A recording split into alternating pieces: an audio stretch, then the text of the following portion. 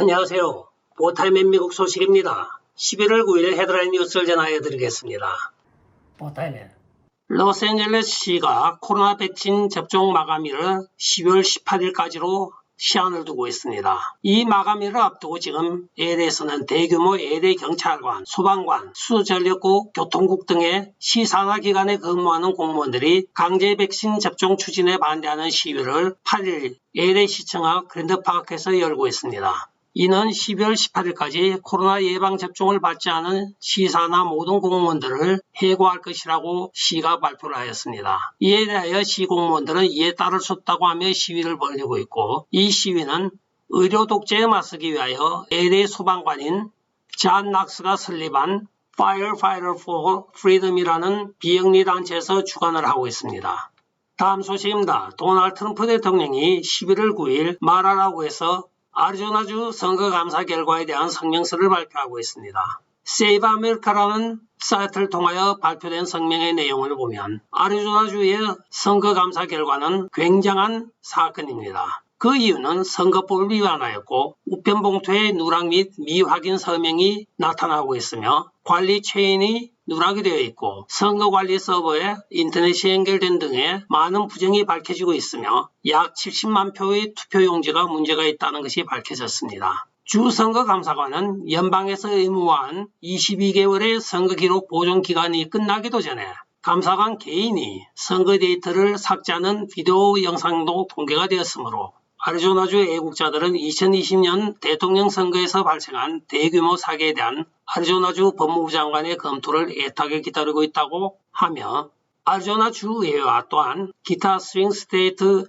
주의회들은 최소한 선거를 무효화해야 하며 미국인들은 지금 신속한 답을 요구할 자격이 있다고 성명을 발표하였습니다. 다음 소식입니다. 32명의 라이노의 지원에 힘입어 오늘 바이든은 아주 행복한 웃음을 짓고 있습니다. 인프라 법안 1조 2천억을 통과하였기 때문이죠. 그러나 많은 양식 있는 공화당원들이 지금 분노를 하고 있는 것은 바로 이 32명의 라이노에 대해서입니다. 민주당의 편을 들어서 인프라 법안을 통과시켰다고 화를 내는 것도 있지만 그것보다도 더 근본적인 문제는 이들이 바로 2년 전에 도널드 트럼프 대통령이 국경장벽을 세운다고 하면서 250억 달러, 2,500달러도 아닌 250억 달러 국경장벽 건설 비용을 의회에다 제출하였습니다. 상하원에서 돈이 너무 많다고 하면서 그것을 지원하지 않고 부결을 시켜버리는 통에 도널드 트럼프 대통령이 부랴부랴 국방부 특별 예산안에서 원용을 하여 그것을 썼던 것입니다. 결과적으로는 돈이 모자라서 제대로 다 완성도 못하고 국경장벽이 중단이 되었고 조 바이든이 들어서자 국경장벽에 대한 모든 것을 다 철회하여 버리고 그나마 몇 푼 남아있던 돈마저 국방부로 다시 돌려보내버린 것입니다. 자당의 대통령이 국가 이익을 위하여 국경을 안전하게 한다는 명분하에 250억 달러 예산안을 청구한 것도 반대하던 이 라이노들이 반대당인 민주당의 조 바이든이 어떤 흥정을 하였는지 모르겠지만 자기들의 개인 이익을 위하여 이렇게 1조 2천억 달러를 준 것입니다. 이것에 대하여 많은 공화당 지지자들이 지금 분노를 하고 있고 이들에 대하여 다시는 표를 주지 않겠다고 다짐을 하고 있습니다. 다음 소식입니다. 이제 세계적인 호구가 되어 있는 미국이 되었습니다. 중국이 사막 한가운데 지금 미국 항공모함 모형을 만들어 놓고 지금 공격하는 연습을 하고 있습니다. 이 항공모함이 생긴 형태나 모든 사이즈가 실제적으로 미국 항공모함의 사이즈를 그대로 재현해 놓았다고 합니다. 한편 중국이 최근에 핵무기 증산에 박차를 가하고 있자 공화당 하원 의원인 라저스 의원이 핵무기 감산에 대한 어떤 구체적인 내용을 내놓아야 한다고 조 바이든 행정부를 압박을 하고 있습니다. 메릭 갈랜더 법무부 장관과 크리스 레이 FBI 국장이 DOJ는 랜섬웨어 공격에 관하여 러시아 국적의 용의자 2명을 기소하고 랜섬머니 약 600만 불을 회수하였다고 발표를 하고 있습니다. 지난달 폴란드에서 체포된 우크라이나 국적의 야로슬라브 바신스키는 R2로 알려진 랜섬웨어를 배포한 혐의로 연방 기소를 받게 될 것이라고 DOJ가 8일 법원 서류에서 밝혔습니다. 바진스키는 플로리다에 기반을 둔 소프트웨어 회사인 카시아에 7월 4일 랜섬웨어를 배포하여 전 세계와 미국의 1,500개 기업을 바이러스 감염시킨 것으로 밝혀졌습니다. 또한 여기에 동조하였던 예브게니 폴리안이라는 사람도 같은 R-이블이라는 멤버로 되어 같이 기소가 되었다고 오늘 밝히고 있습니다. 다음 소식입니다. 천정부지로 치솟고 있는 휘발유 값에 대하여 많은 기자들이 이 조 바이든 행정부가 이 기름값을 내리기 위하여 어떤 조치를 취하고 있는지 하고 물어봤습니다. 여기에 대하여 백악관 부대변인인 카린 장피에르가 아주 곤혹스러운 표정을 지으면서 지금 저희들이 찾고 있지만 구체적으로 아직까지 시행할 만한 아이디어를 찾지 못하고 있다고 이야기를 하고 있습니다. 저도 오늘 가스를 넣으러 갔는데 원개로님은 약 3.6리터 정도 됩니다. 그것이 미화로 지금 5불이 넘어가고 있습니다. LA 경우에는. 5불이면 대충 6,000원이 되는데 그러면 1리터에 거의 1,800원 정도 된다고 생각하시면 되겠습니다. 제가 풀로 딱 채우면 20갤런이 들어가는데 20갤런을 채우면 100불이 나가버립니다. 대책도 없이 석유 생산을 중단을 시켜서 미국의 유가가 폭등하고 있으며 많은 사람들이 여기에 대하여 고통을 받고 있습니다. 국경 황제로 임명된 카말라 해리스가 국경 장벽 문제를 해결하기 위하여 유럽으로 지금 여행 중에 있습니다. 미국 국경 장벽이 유럽하고 무슨 상관관계가 있는지 저는 도무지 이해가 가지가 않습니다. 국경 장벽 문제를 지금 해결해야 될 총책임자가 유럽에 가서 미국 국경 장벽 문제를 해결하겠다고 하는 발상 자체가 아주 이해가 가지 않습니다. 그러니 지지도가 28%죠. 자기 민주당에서도 절반 가까이가 반대를 하고 있는 것으로 나타나고 있습니다. 나중에 비난받을 짓을 피해가면서 유럽으로 또는 남미로 슬슬 도망다니기 바쁩니다. 세금 열심히 내는 국민만 불쌍하죠.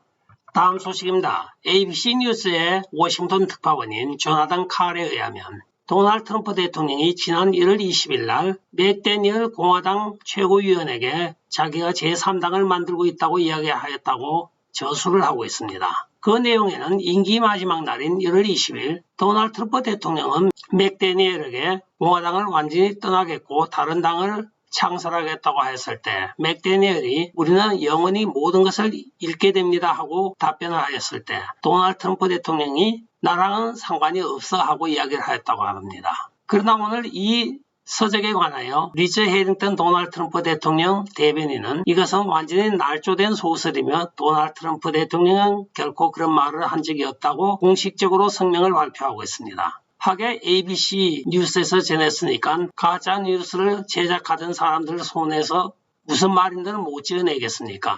저는 도널드 트럼프 대통령 발표가 진실이라는 쪽에 한 표를 던지겠습니다. 다음 소식입니다. 조 바이든 행정부가 기후변화를 핑계삼아 돈잔치를 벌이고 있다고 마크 메도우 도널드 트럼프 대통령 전 대통령 비서실장이 오늘 뉴스맥스와의 인터뷰에서 이야기를 하고 있습니다. 이 비서실장의 말에 따르면 지금 온실가스라든가 이런 것은 많이 감소가 되어 있는 상황입니다. 이들이 양당 합의하에 인프라스트럭처라고 하면서 이 법안을 통과시키고 돈잔치를 벌이고 있지만 실제적으로 미국에서는 원자력 발전과 천연가스 발전 등으로 인하여 온실가스를 거의 다 줄였으며 더 줄일 것이 별로 없다고 이야기를 하고 있습니다. 미국에서는 화석연료가 사용하지 않은 지 오래되었고 또한 천연가스는 이산화탄소 배출이 아예 없다고 하며 또한 원자력 발전도 공해가 전혀 없으므로 이들이 말하는 배기가스라든가 온실가스 효과는 없다고 이야기를 하고 있습니다. 즉 그 아젠다를 핑계삼아 돈잔치를 하고 있다고 비난을 하고 있습니다.